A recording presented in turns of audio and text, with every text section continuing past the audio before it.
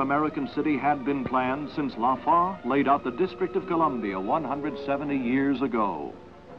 Such a city, 8 square miles, 18,000 homes, 140 miles of streets, over 70,000 people.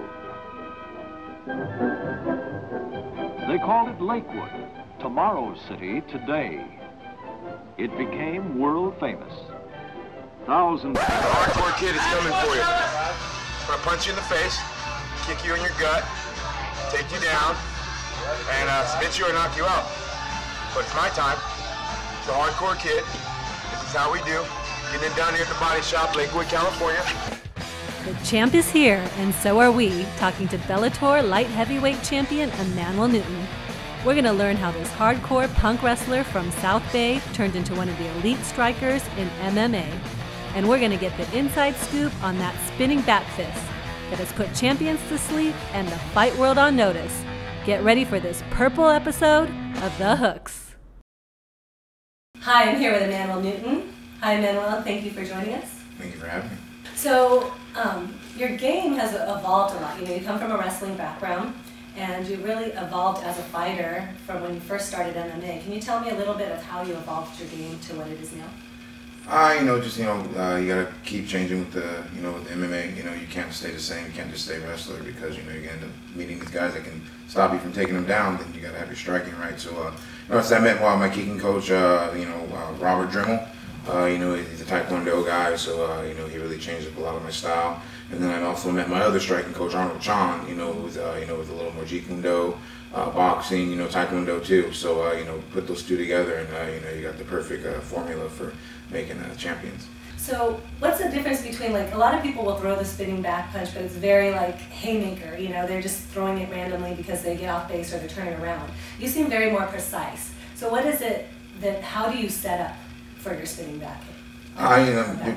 There's multiple ways of setting up a spinning back fist. It could be for my kicks or for my punches. Just depends on where we are in the ring at the time, and what position I'm in and where they're at when we're fighting. And then how have you been incorporating your kicks a lot into your game plan? So what is your game plan when you do throw these kicks? Always got to punch before you kick. That's the main thing. You can't just kick because then, somebody's going to run right through it, So always setting up your kicks off your punches and, and always, in your feints. And always, making sure that I throw my left leg first, front leg first, and then the back leg will come into play later on if they put themselves in that position. Right, nice. And so if you don't connect when you're doing either a spinning kick or spinning punch, what is your game plan or follow-up after that? Circle out, readjust and see where they are, and where, depending on where they're at, is if I'm gonna shoot or or just reload on everything I'm doing, everything I'm throwing. It all depends on the opponent and where I'm at the time and where they're at the time. When you're faced with an opponent and you want to throw one of your spinning techniques, what is it that you're looking for to be able to set up for that?